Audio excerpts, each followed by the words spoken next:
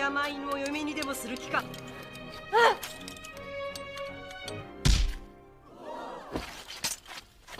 心配するな。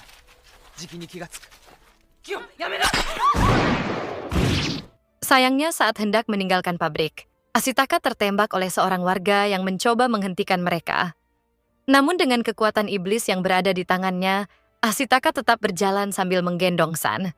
Dan walaupun darah terus mengalir dari bekas tembakan di tubuhnya, bahkan Ashitaka masih mampu membuka gerbang yang hanya bisa dibuka oleh 10 orang sendirian saja. Ashitaka pun membawa San pergi. Di tengah perjalanan San pun tersadar, namun Ashitaka dalam keadaan lemas. San yang membenci kaum manusia berniat untuk membunuh Ashitaka, namun San membatalkannya karena Ashitaka yang memuji kecantikan San. Setelahnya San kemudian membawa Ashitaka ke Danau Dewa Rusa, dan sesampainya mereka di danau, San kemudian meletakkan Ashitaka di tengah danau.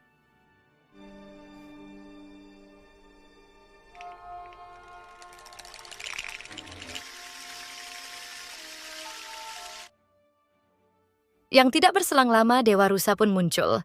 Namun di sisi lain terlihat Jiko yang sedang mengintai hutan Dewa Rusa.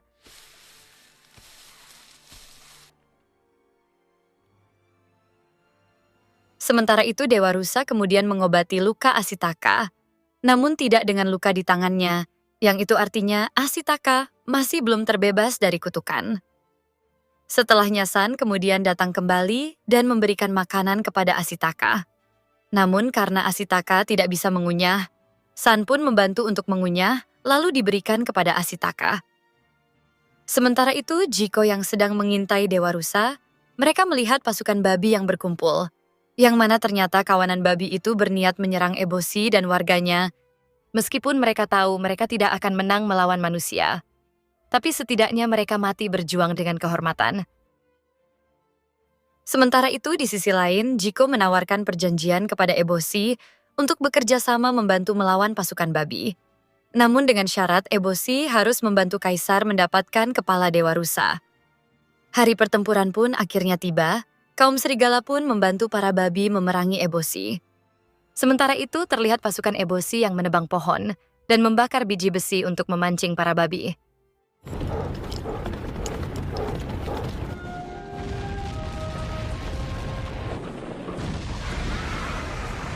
Sementara itu, Ashitaka pergi untuk menemui Eboshi di pabrik besinya. Sesampainya di pabrik, Ashitaka melihat pabrik yang sedang diserang oleh samurai yang menginginkan pabrik biji besi. Ashitaka pun tidak menemukan Eboshi di pabrik besi. Yang ada hanyalah para wanita yang kini harus menghadapi para samurai untuk mempertahankan pabrik. Ashitaka yang mengetahui Eboshi sedang menyerang para babi, Ashitaka pun kemudian pergi menuju hutan untuk mencari Eboshi. Dikala itu, Ashitaka pun dikejar oleh para samurai yang mencoba membunuhnya. Namun seperti biasa, Ashitaka pun dapat mengalahkan para samurai dengan kekuatan yang dimilikinya. Sementara di hutan, tampaknya kaum babi telah mengalami kekalahan perang. Dikala itu warga yang ikut dalam peperangan dan masih selamat memberitahukan mengenai peperangan yang menghancurkan kaum babi. Di mana kala itu seekor serigala kedapatan masih selamat dan berada di tumpukan para babi.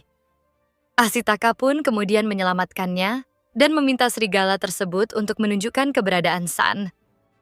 Yang mana ternyata di sisi lain, San sedang menuju Danau Dewa Rusa untuk menyembuhkan pimpinan babi yang terluka. Dalam perjalanannya, San bertemu bala tentara Jiko yang menyamar menggunakan kulit babi. Sehingga sang pemimpin babi mengira bahwa mereka adalah pasukan babinya yang telah dibangkitkan kembali oleh Dewa Rusa.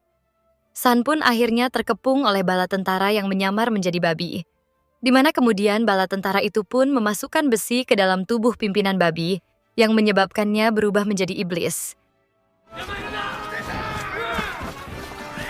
Sementara itu Ashitaka pun memberitahukan Eboshi bahwa pabrik telah diserang.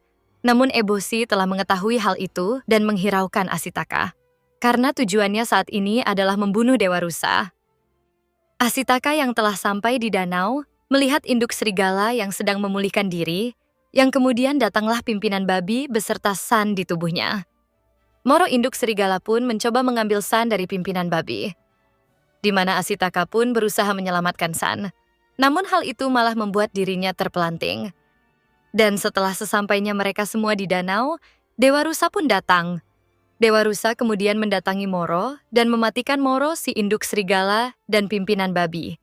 Setelahnya Dewa Rusa pun kembali berubah wujud untuk kembali. Namun sayangnya di kala itu, Eboshi berhasil menembak dan mematahkan leher Dewa Rusa sesaat sebelum Dewa Rusa kembali pergi.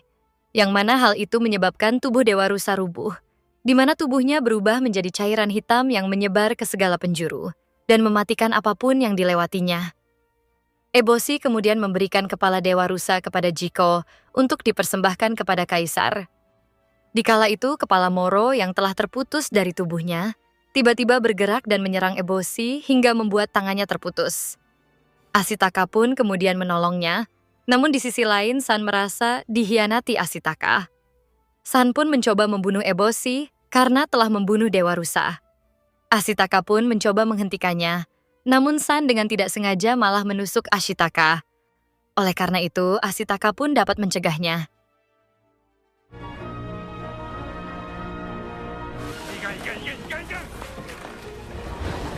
Sementara itu, tubuh Dewa Rusa terus mengejar Jiko dan mencoba mengambil kembali kepalanya. Yang mana tubuh Dewa Rusa pun kini telah menyebabkan kerusakan di mana-mana, bahkan saat ini telah sampai di pabrik besi. Ashitaka kemudian memperingatkan para wanita agar tidak tersentuh cairan kotor Dewa Rusa, karena itu bisa membuat mereka terbunuh, serta menyuruh mereka masuk ke dalam air untuk menghindarinya.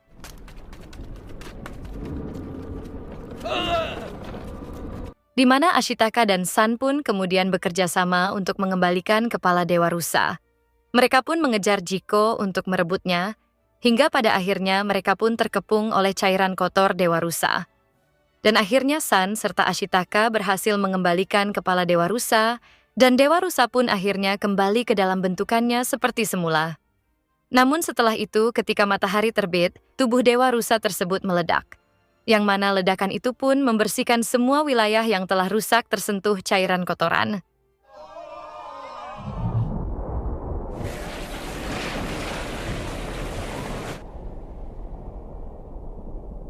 Hutan pun akhirnya kembali menumbuhkan tanaman serta pepohonan, sehingga alam kembali hijau seperti semula. Kutukan Ashitaka pun kini telah menghilang, dan pada akhirnya manusia hidup damai berdampingan dengan para binatang. Dan cerita pun selesai. 好きだでも人間を許すことはできない。会いに行くよ、ヤックルに乗って。 Apa nih pendapat kalian mengenai film satu ini?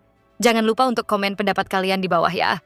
Dan jangan lupa juga untuk like, share, dan subscribe. Dan terima kasih telah menonton.